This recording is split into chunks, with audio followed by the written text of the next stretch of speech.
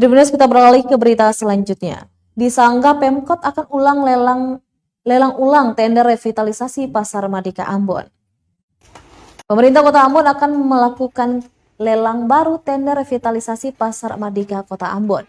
Demikian disampaikan Wali Kota Ambon Richard Lohenapesi di Balai Kota Ambon Kamis 14 Oktober 2021 sore.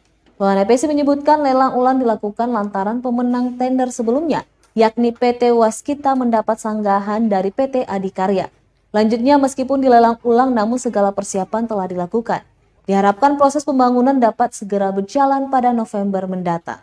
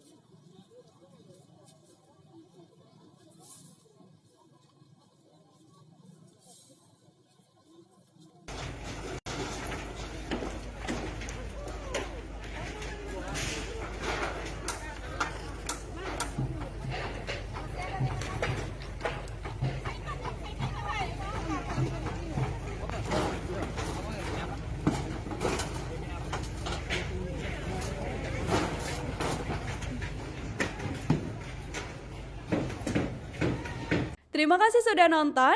Jangan lupa like, subscribe, dan share ya.